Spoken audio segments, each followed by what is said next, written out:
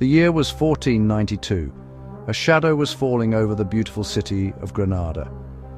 For centuries, this had been the heart of Muslim Spain, a place of stunning art and deep learning. The Alhambra Palace stood proudly on its hill, a testament to a golden age. But that age was coming to a sudden and brutal end. The Catholic monarchs, Ferdinand and Isabella, had finally conquered the last Muslim kingdom on the Iberian Peninsula. The air, once filled with poetry and music, now crackled with fear and uncertainty. For the Muslims and Jews who called this land home, a terrible choice was presented: convert to Christianity or leave forever. This was the world a young girl named Lala Aisha bint Ali ibn Rashid al-Alami was born into. Her family was noble and respected. They were descendants of a revered Sufi scholar, and they held influence in the court of Granada. They had lived in this land for generations, their roots running as deep as the ancient olive trees that dotted the hillsides. The idea of leaving was unthinkable, a severing of their very identity. Yet the alternative was equally impossible. To abandon their faith, the core of their being, was a price they could not pay. They watched as their friends and neighbors were forced to make the same impossible decision. The vibrant, multicultural society they had known was being systematically dismantled, its people scattered to the winds. The final days in Granada were filled with a profound sadness. Families packed what few belongings they could carry, their hearts heavy with the memories of the lives they were leaving behind. Lala Aisha, though just a small child, would have felt the tension and sorrow that surrounded her. She would have seen the tears in her parents' eyes as they looked upon their home for the last time. The journey ahead was perilous, a voyage across the sea to an unknown future. They were not just leaving a city, they were being torn from their history, their heritage, and the only world they had ever known. The trauma of this exile would shape Lala Aisha for the rest of her life. This forced departure was a pivotal moment in history, known as the Reconquista. It was an act of immense cruelty that created a wave of refugees. Thousands of families, like Lala Aisha's, were forced to flee across the Strait of Gibraltar to North Africa. They carried with them the keys to their homes in Spain, a symbol of their hope that they might one day return. But for most, this was a final farewell. They were now exiles, strangers in a new land, carrying the deep wound of dispossession.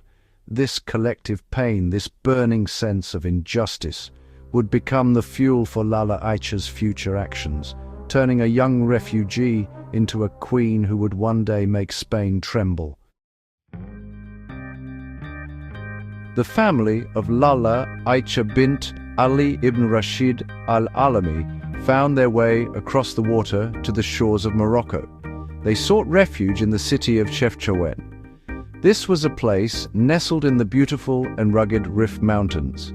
It was a city that was becoming a sanctuary for fellow Andalusian exiles. Her father, a man of great character and resolve, did not succumb to despair. Instead, he dedicated himself to creating a safe haven for his family and his people. He founded Chefchaouen as a fortress, a place to defend against the encroaching Portuguese forces who threatened the Moroccan coast. It was a symbol of resilience, a new home built from the ashes of their old one. The city of Chefchaouen began to grow, its streets and buildings echoing the architectural style of their lost Granada. The refugees brought their skills, their culture, and their memories with them. They painted the walls of their new homes in brilliant shades of blue and white. Some say this was to repel mosquitoes, while others believe it was a spiritual act, a reminder of the sky and of heaven. Whatever the reason, the city became a stunning jewel, a blue pearl hidden in the mountains. For young Lala Aisha, this vibrant, hopeful city was the backdrop of her childhood. It was a world built by survivors, a testament to the strength of the human spirit. Life in Chefchaouen was a mixture of old and new. The refugees held tightly to their Andalusian identity, preserving their language, their music, and their customs. They were bound together by a shared experience of loss and a collective desire to rebuild. Lala Aisha grew up hearing stories of Granada, of the gardens and fountains they had left behind. These tales were not just nostalgic memories, they were lessons in history and identity. They taught her where she came from and instilled in her a deep sense of pride in her heritage. This environment, full of determined people forging a new destiny, was the perfect place to nurture a future leader. Her father, Ali ibn Rashid, was not just a builder of cities. He was a respected leader who commanded loyalty and admiration. He governed Chefchaouen with wisdom and strength, creating a stable and prosperous community. Lala Aisha watched him closely, absorbing the principles of leadership from a young age. She saw how he navigated complex political challenges and cared for his people. This was her first and most important classroom. She learned that power came with responsibility and that a true leader must serve their community. The Blue City became her sanctuary and her training ground, preparing her for the extraordinary path that lay ahead. In the 16th century, the world was largely a man's world. Education for girls was rare, often limited to basic household skills and religious instruction. But Lala Aisha's parents were different. They were forward-thinking and understood the value of knowledge. They saw the bright spark in their daughter's eyes and decided to nurture it. They believed that a strong mind was the greatest tool a person could possess, regardless of their gender. So, they gave her an education that was truly exceptional for a woman of her time. This decision would not only shape her destiny, but also challenge the conventions of her entire society. Lala Aisha was taught by the finest tutors available. She studied theology, mathematics, and science. She learned to speak multiple languages, including Castilian, Spanish, and Portuguese, the languages of her family's enemies. This was a practical and strategic choice. It allowed her to understand the world beyond her immediate surroundings, to read the communications of foreign powers, and to one day negotiate with them on her own terms. Her parents were not just educating a daughter, they were grooming a future stateswoman, someone who could think, strategize, and lead. Her mind became her sharpest weapon. Her education went far beyond books and languages. She was immersed in the world of politics and diplomacy from a very young age. She would listen to the discussions her father had with other leaders and visiting dignitaries. She learned about statecraft, military strategy, and the delicate art of negotiation. She saw firsthand how power was wielded and how alliances were forged. This practical experience was invaluable. It gave her a real-world understanding of governance that no textbook could provide. She was learning to see the world not just as it was, but as it could be, and to understand the levers of power that could bring about change. This extraordinary upbringing set her apart. While other girls were being prepared for marriage and domestic life, Lala Aisha was being prepared for power. Her parents instilled in her a sense of confidence and self-worth that was uncommon for women. They taught her that her voice mattered and that her intellect was a gift to be used.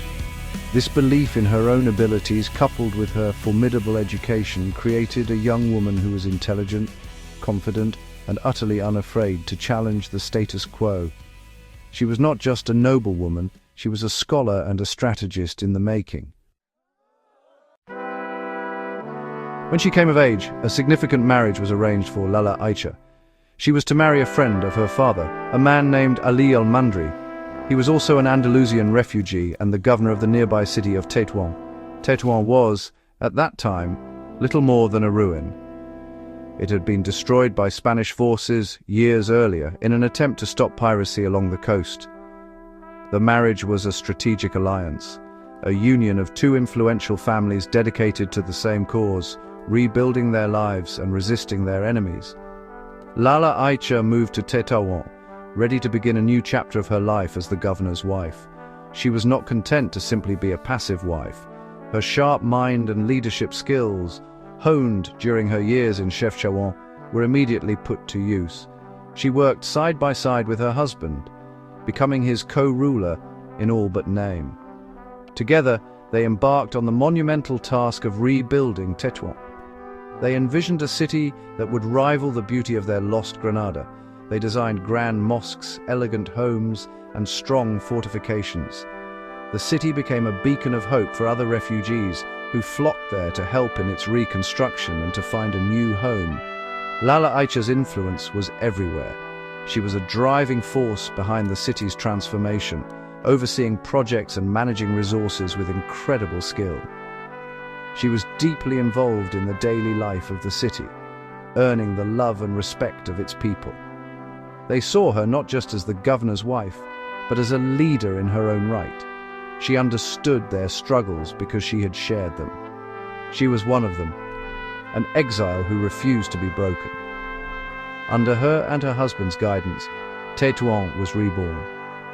It grew into a prosperous and powerful city-state, a center of Andalusian culture in North Africa.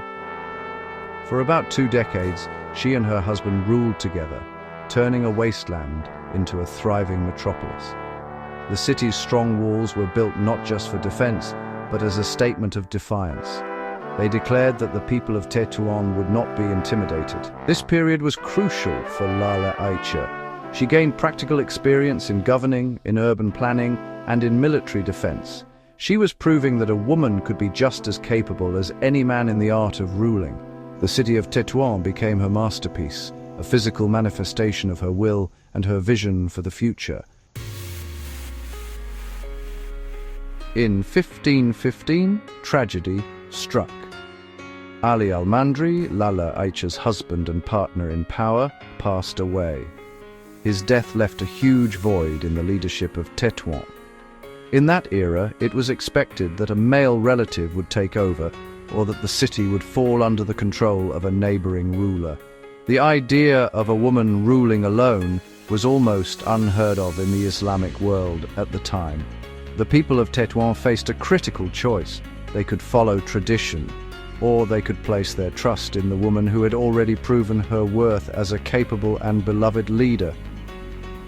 The people of Tétouan did not hesitate. They had witnessed Lala Aisha's wisdom, her strength and her dedication for 20 years. They had seen her rebuild their city from rubble and turn it into a fortress of prosperity. They trusted her. In an unprecedented move, the city's council officially proclaimed her as their governor. She was no longer just the wife of the ruler, she was the ruler herself. To mark this incredible achievement and to assert her authority, she took on a new title, Sayyida al-Hurra. This name meant the sovereign lady or the free and independent woman who bows to no one. This was a revolutionary moment. Sayyida al-Hurra was now the undisputed leader of a powerful and strategically important city-state. She was the last person in Islamic history to legitimately hold the title of al-Hurra, the Queen. Her rise to power sent a clear message across the region. It demonstrated that leadership was not a matter of gender, but of competence, intelligence, and the will of the people. She had shattered the conventions of her time, not through force, but through earning the genuine respect and loyalty of those she governed. Her reign had officially begun.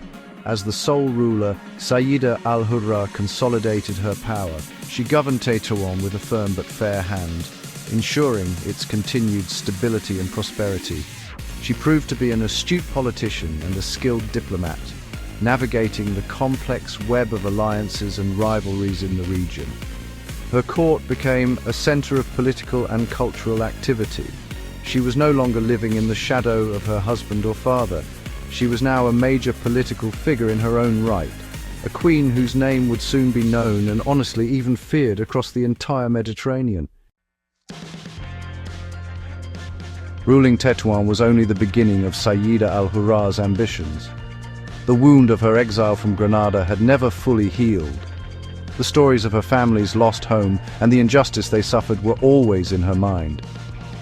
She looked out at the Mediterranean Sea, not just as a body of water, but as a path to vengeance. Spain and Portugal, the Christian powers that had driven her people out, were growing rich from their maritime trade routes. Sayyida al-Hurra decided she would challenge their dominance. She would make them pay for what they had done. She decided to become a pirate. This was a bold and dangerous move. To succeed, she needed allies. At that time, the most feared pirate in the Mediterranean was a man known as Oruch Reis, or Barbarossa, meaning Redbeard. He and his brother Kizza were Ottoman corsairs who commanded a powerful fleet and terrorized Christian shipping from their base in Algiers. They shared a common enemy with Sayyida al-Hurra, the Spanish Empire. Seeing a powerful opportunity, Sayyida al-Hurra proposed an alliance. She would control the Western Mediterranean, while Barbarossa would dominate the east. Together, they would squeeze the Spanish and Portuguese from both sides. Barbarossa, a shrewd strategist himself, recognized the value of this alliance. Sayyida al-Hurra's control of Tetouan gave him a crucial port near the Strait of Gibraltar, the gateway between the Mediterranean and the Atlantic. He readily agreed to her proposal. With this powerful pact sealed, Sayyida al-Hurra became the undisputed pirate queen of the Western Sea. Her ships, manned by loyal crews who had also been displaced by the Spanish, began a relentless campaign. They were swift, ruthless, and incredibly effective, striking fear into the hearts of European sailors. Her pirate fleet was not a chaotic band of raiders. It was a well-organized naval force. Sayyida al-Hurra commanded her operations from her palace in Tetouan. She planned the raids, managed the logistics, and negotiated the ransoms for captured prisoners. She was the mind behind the entire operation. Her ships targeted Spanish and Portuguese galleons, seizing their valuable cargo of gold, silver, and spices. The wealth she acquired was used to further strengthen Tetouan's defenses, to fund her growing fleet, and to help the ever-increasing number of refugees fleeing persecution in Spain. She had turned the sea into her personal battlefield. For Sayyida al-Hurra, piracy was never just about getting rich. It was a deeply personal quest for revenge. Every Spanish ship captured, every treasure seized, was a blow against the empire that had stolen her childhood and her homeland. It was a form of justice for the thousands of families who had been forced into exile. The Mediterranean Sea, the very water she had crossed as a refugee, now became her instrument of retribution. She used her power to disrupt the trade that fueled the Spanish Empire, hitting them where it hurt the most, their economy. Her actions were a constant and painful reminder that the people they had cast out had not forgotten. Her attacks were strategic and relentless. She knew the shipping lanes and the patterns of the Spanish and Portuguese fleets. Her knowledge of their languages, learned in her youth, gave her a significant advantage.